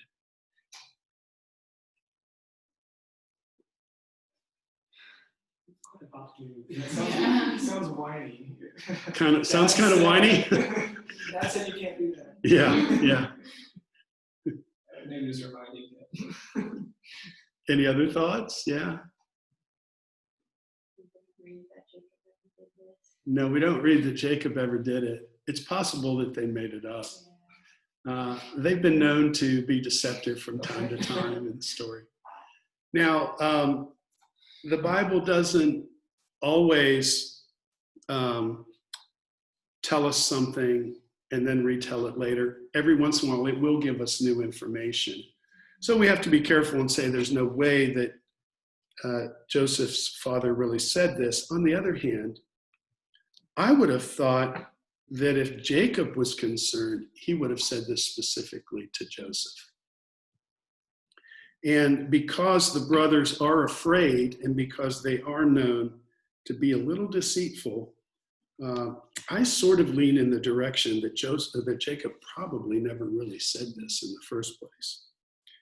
But we don't know. Either way, Joseph's heart is really touched. And now for the 7th time, we read that he weeps. We're not told why he weeps. Is he hurt? Or is he just filled with compassion for his brothers? We're not told. What did the brothers offer to do?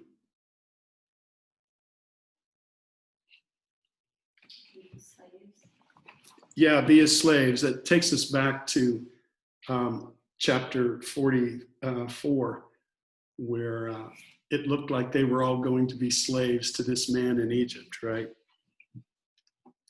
But Joseph's words remind us of words that he said previously. You know, verse 20, well, the end of verse 19, do not be afraid, for am I in the place of God? So I really like that statement. Joseph realizes that vengeance is not his. You know, as the Bible says, vengeance belongs to me, says the Lord. As for you, you meant evil against me, but God meant it for good in order to bring about, as it is this day, to save many people alive. So verses 19 through 21 are the key verses of the story, along with chapter 45, 5 through 8, which says basically the same thing. You could see one of these key verses on the final exam, so it's probably a good idea to know both of them. There are certain ways in Scripture that we can get at the message of Scripture. One is through the repetition of words. If certain word or phrase keeps being repeated, it's obviously important and trying to communicate something to us. Another way is by comparing stories that have similar themes, similar actions, similar words. And another way is by identifying key phrases that sort of sum up what's going on. And that's what these words here do. They sum up the story.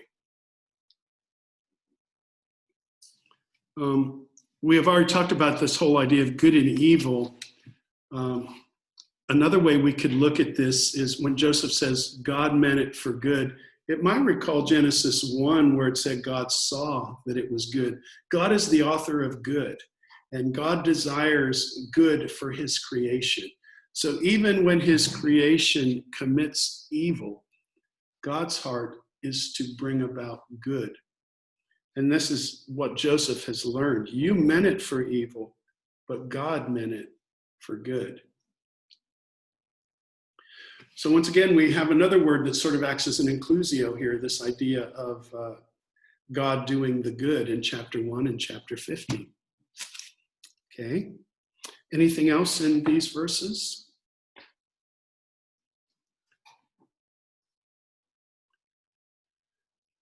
All right. Well, Corinna's going to wrap up the book of Genesis for us. Without a genealogy. Without a genealogy. And Corinna touched my heart tonight. Asked her, I forget how I worded it, but she said she was really sad that class was going to be over. And that really touched me because I thought, I know this has been hard on you guys, having an extra class at night and having to do all this work in a short time. So I appreciate that. So it's fitting that you get the last verses of Genesis. Yeah, the blessing. She's prevailed over the others in class.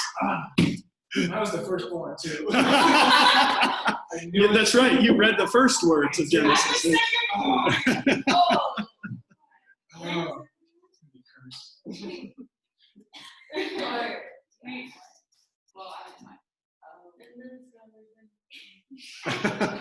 We're getting in order here.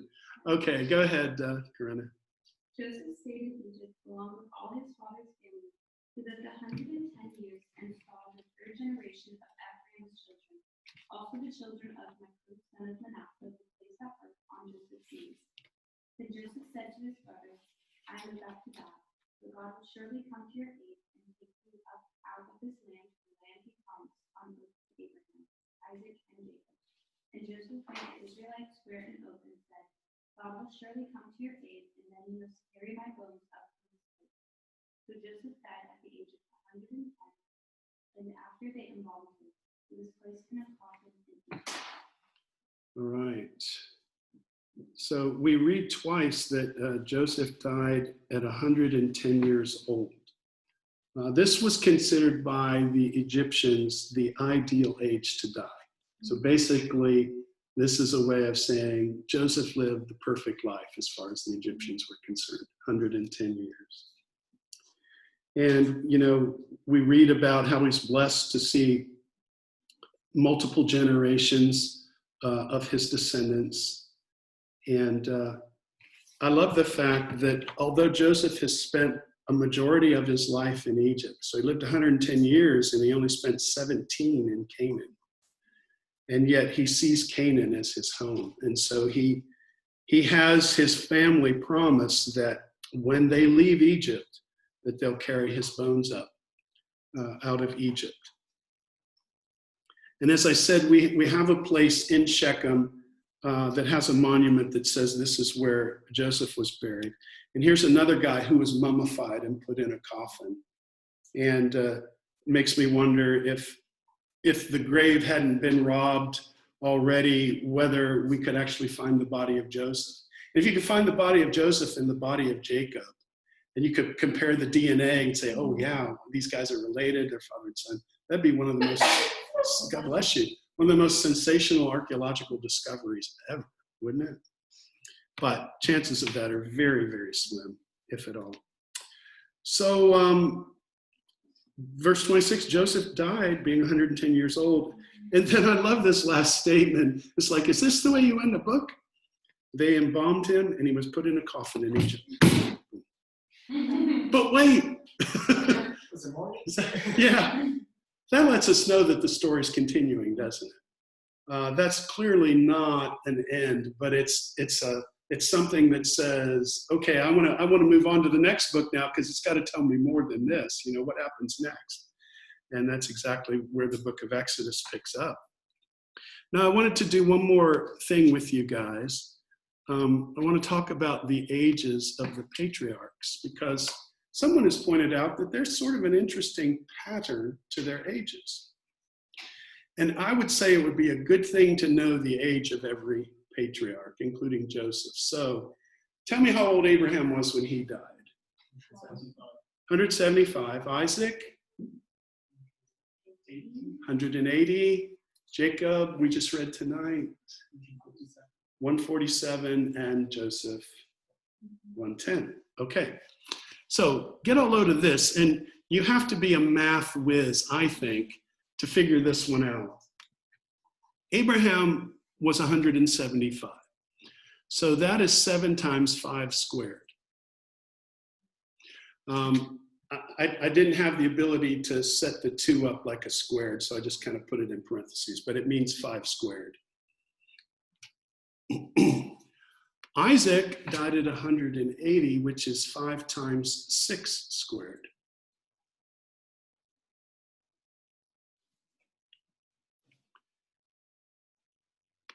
Jacob, 147, which is 3 times 7 squared.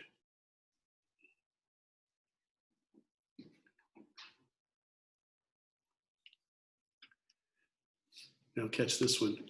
Joseph, 110, is 1 times 5 squared plus 6 squared plus 7 squared.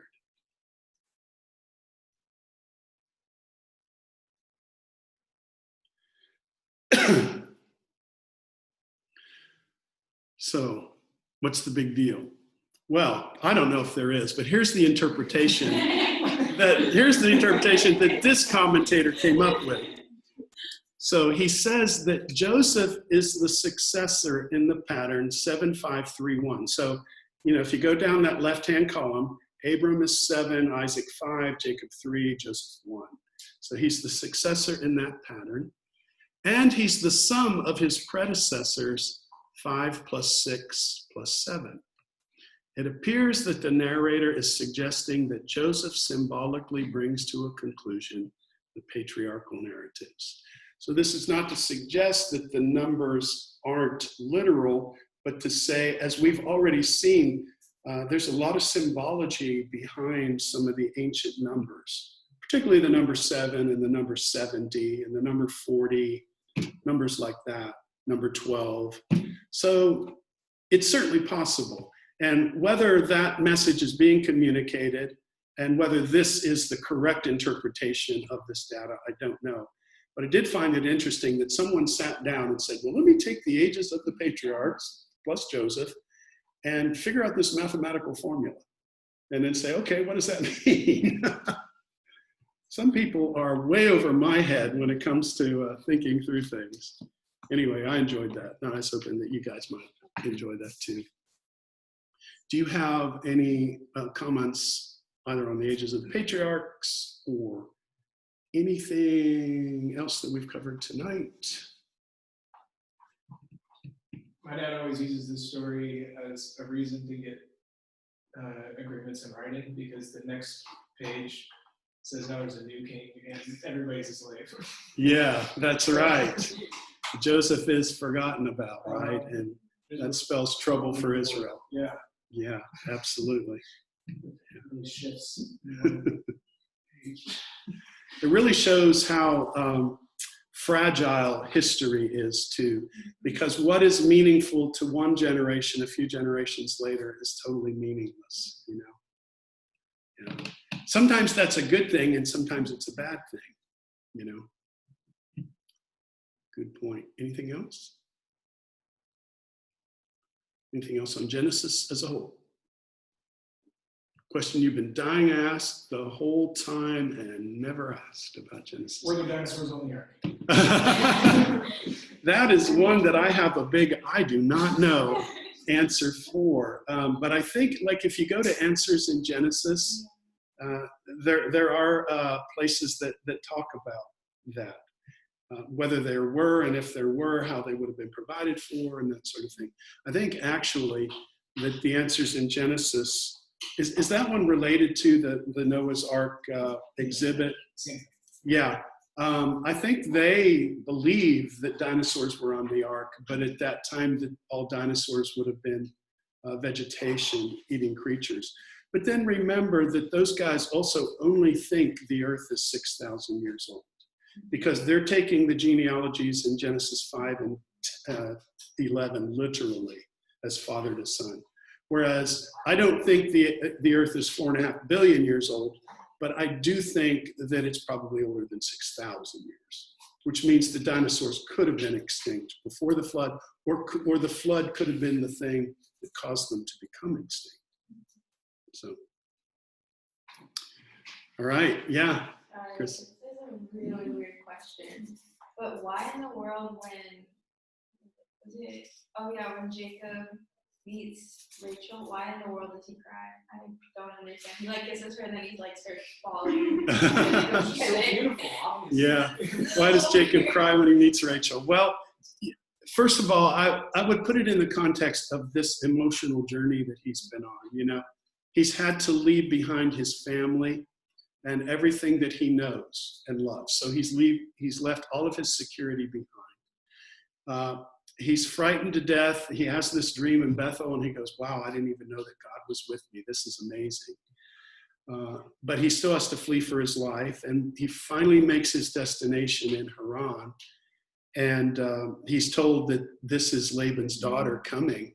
And he sees her and she's gorgeous. And he probably was just flooded with emotion to meet his long lost relative and see how beautiful she was, you know, as Blake was saying. And yeah, so the text doesn't tell us.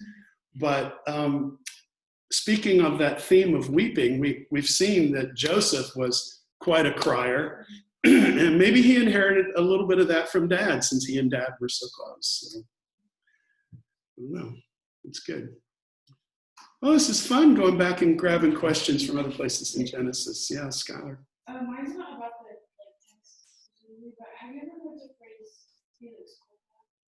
I'm sorry, say again? Felix culpa? Felix culpa? Yeah, it means fortunate fall. I was just wondering. I'm not familiar. Is it Latin? Yes. Yeah, it is. No, unfortunately, I've never heard the phrase, so I don't know what it means. Does anybody else? Anyone had any Latin? Felix means cat. Do what? Felix means cat, I think. Felix means cat. Well, it means, I was just wondering if you heard it. It means fortunate fall, Fortunate fall. but it's like the way that I've heard it explained is that it's like that the fall was a good thing because that's the only way Jesus could die on the cross for us. And I was curious. Yeah, no, I had never heard it. You know, given the way things have gone, it is a great thing that the Lord had a plan for the fall. You know, the scripture does say that Jesus was crucified before the foundations of the world. So God already had the plan in place, knowing human hearts, you know, even before we were made, he knew what was in us and what we were made of. So yeah, I guess in that sense, you could say the fall was fortunate. But I still think it's a shame that we fell, you know, and that the Lord has had to go through all that he's had to go through. And I say that in the present tense because we're still putting him through a lot, aren't we? In spite of all that he's done for us and the love that he's shown us. This world continues to reject him and to show that the thoughts of men's hearts are only evil continually, as the flood story says. Anything else? All right, you've been a great class. I've enjoyed it. I'll miss meeting with you guys every night. But We were talking about it downstairs during our break. I'm gonna miss Yeah, we're gonna fighting miss with it. everyone.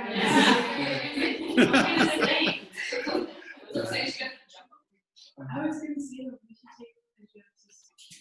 we should do what? Take a Genesis selfie.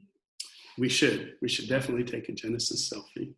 Right. Could you take it? I'll take Yeah. Okay.